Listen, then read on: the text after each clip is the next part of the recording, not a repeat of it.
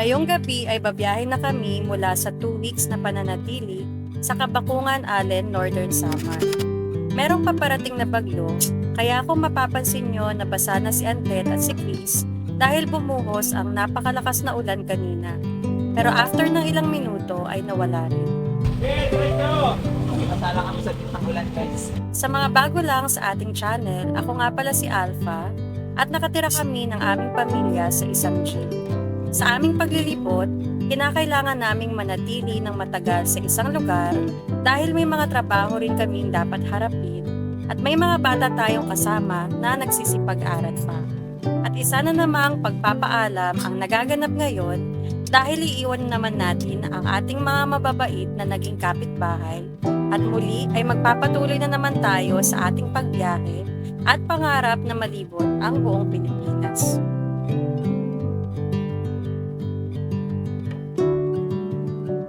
Ang makitid na daan ang isa sa struggle ng pagkakaroon ng malaking sasakyan. Dagdag mo pa dyan ang nagsisibaba ang mga kable ng kuryente. Kaakibat na ito ng pinili naming buhay. Kaya madalas itinatawan na lang namin ito dahil kung mas maliit siguro ang jeep namin ay mas mahihirapan naman kaming maging komportable sa pagtira rito. At dahil may bunga na ang puno ng saging na nasa gilid ng daan, nakalundo na ito at kinakailangang itulak ang katawan nito para makadaan ng jeep.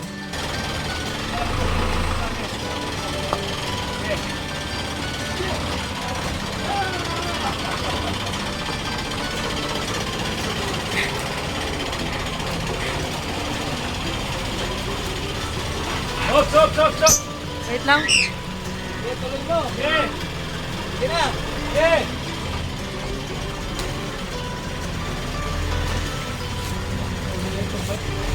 Bunga pa naman. Wait, yung wala. Ayun alam. Ayun mga kalibot, may bunga yung saging. Kaya nakalundo. Bigat. Grabe, paglabas pa lang natin, 1 hour na. Mahigit. Ayun, namatayan tayo ng makina, mga kalibot. Para pala sa mga hindi nakakaalam, si Chris po yung nasa harap. Tagabang ng wire. Congratulations kay Kuya Ramir para sa kanyang unang challenge.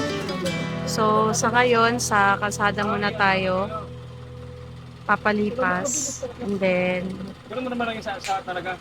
hanap ulit tayo ng spot. Kasi gabi na, madilim na. So, dito muna tayo sa kalsada. Magpa-parking.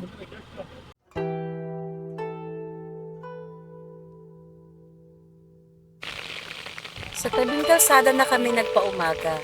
At tulad ng inaasahan, mula gabi hanggang mag-umaga ay tuloy ang buhos ng ulan. Para mas komportable ang lahat sa pagtulog, ay mas pinili namin magsiksikan sa loob kaysa mag-set up ng bed sa gilid at taas ng ating bahay.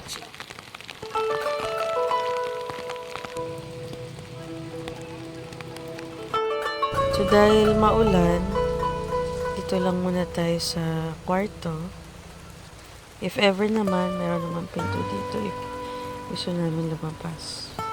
Magsa 7 pa lang naman. Dito lang muna kami sa kwarto hanggat tulog pa yung mga tao sa sala.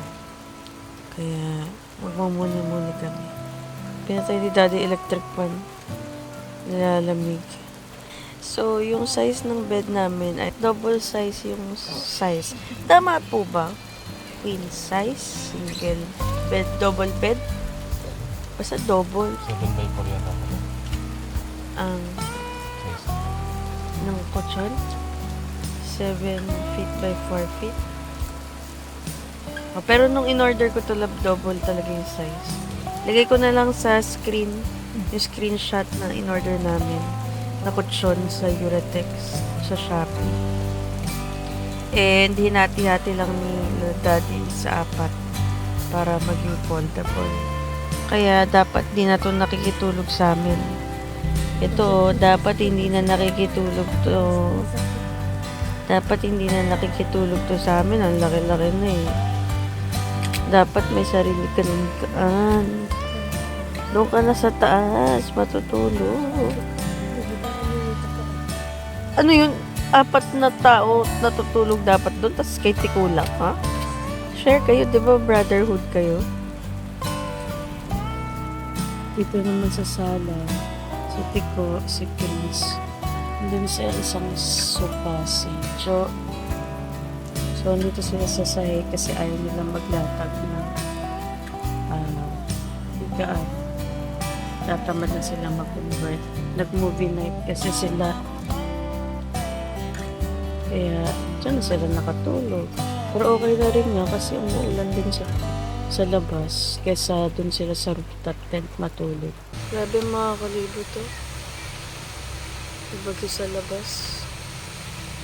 Lakas ng ulan. Si JJ, so kawawa naman. Hindi makalabas. Lamig po. Lamig, yan lang yung electric fan. Lalamig si Daddy, partida, naka long sleeve pa yan. So, bali mga kalibot, maulan. Dito tayo sa tabing kalsada nakapag-park.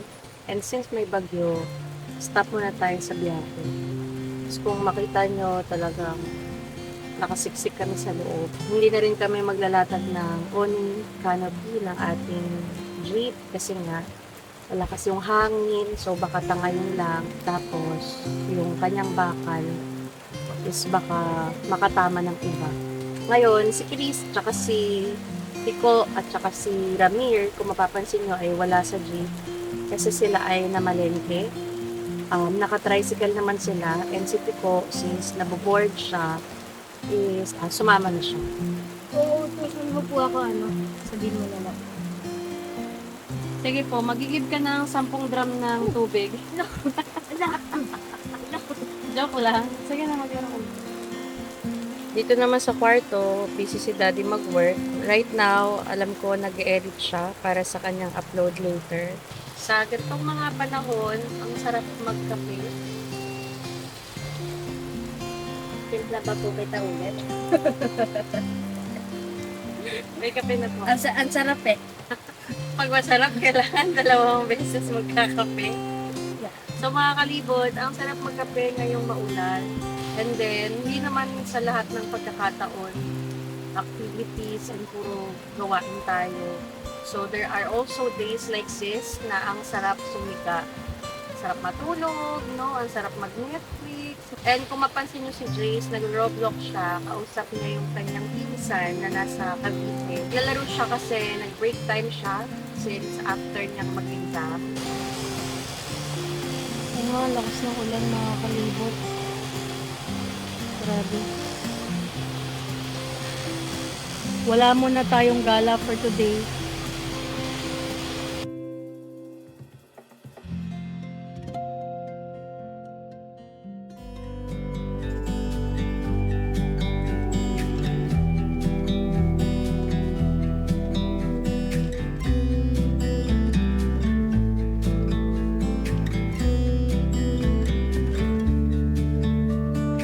Kakaligo nyo lang. Mahilig kasi sila mga kalibot basa, tapos pupunta ng buhangin. So, ayan ang ating, kita nyo yun? Yan yung ating, para sa projector. Ang galing, no? Imagine nyo, flash lang yan. Pwede ka nang shadow play. Nasa si Jace? Ha? Naglalaro na Roblox? Hindi pa tapos mag-aral, naglalaro na naman. Char. Nagpaalam naman yan siya. Yun, oh. Dumating na, oh. Sakay galing. Napalingke. Oh. Ba't basa kayo? Yun, oh. Dumating na, oh. Ako si Chris. Ako si Ramir. Ako, ang dami niyan. Ano yan? Ah. Andito po yung lagayan ng bigas sa ilalim sa drawer. Ayaw ko na magganyan dyan. Lagi na pamali. Tapos sasabihin nila, yun na naman yung damit mo. Dalawa favorite niya ni Chris eh. Ano po yan? Mahal po ito, 200 plus. Okay lang. Ano yan? Shampoo ng everyone. Palmolive, baka naman. May lista ako. Ayan po, lahat. Wow, may listahan pa si Chris. Nagpabili ako ng shampoo natin kasi ubos na yung shampoo natin. Nagbumili silang bigas at ulam. Very good. Wow! Pupunin ko na Prito tapos gisano. Pritong upo? Pritong isda and then gisang upo. Pritong upo sa isang isda. Basang-basa kayo, Chris. Magpalit ka na nung pinabasa mo rin sa ulan. ito po yung aming mga anak. Ito yung pangalawa. Andun yung panganay. Yung kung magkano? Tama nga. Ano yan? Yan, lahat. Yung sobra. Sige. Anong ginagawa mo, Tiko? Lumasaing. Magsasayang po si Tiko. Oh. Nagwawala na ako. Nagwawala. Bangko. Ano po yan? Bangko na lang. Tingin, pakita mo. Ano ulit? Tingin ako. Teka lang. Oh, isda oh. Wala kayo oh. Nagagalaw po. Grabe na ba yan? Pakita mo, hinawakan mo talaga. Oh, nagagalaw oh. Oh, malangsa na kamay mo. Mag-wash ka ng kamay, ha? Tapos, habang nagsasayang po si Tiko, busy si Jace, tas si Ramir, si Chris, si Jo, kwentuhan. So mga kalibot, ito yung ating pagkain. Upo, naginisa, isda. Tapos, sinandokan ako ni Jace. Ito naman si Tiko. After naming mananghalian ay naghugas naman ako ng mga pinggan. Naubusan pala kami ng tubig sa gripo, pero buti na lang at nakapag-igib si Antet ng 2 drum at 3 timbang tubig mula pa sa pinanggalingan namin sa Kapakungan. Wala tayo mga kalibot tubig sa basa. Pero may water storage tayo. Under the sun, something's changed. You can't see my face in the Fried chicken ba? crowd. Something's changed. You can't see my face in the crowd. We are living the dream together out here on the road, and our love. Tapos pa yung kain ko, siramit kasi. Nakisi pa ulit. Lately you've been distant, and I don't know what for. Something's changed, you can't see my Rescue po, rescue. Nandito po kami sasama sa alin. Nakawagan po kami sa mga opisan natin sa barangay. Ay, may nakaharang. Ay, may nakaharang pala. Hindi niya angle yan. Kabila yung angle niya. Oo, di ba? Kabisado na ni Chris, pati ang gulo nito. So, lahat po kami dito nakakatayo sa loob. Binabagyo kami. Binabagyo. Pagtapos namin kumain at makapaghugas ng pinggan, naisipan namin i-convert ang sofa into a big bed para makapwesto kami paikot ng magkakaharap. So, mga kalibot, ganito talaga kapag maulan ng mga sinampay nasa loob. Yan, sa wakas, stay! I was birthed in the mind.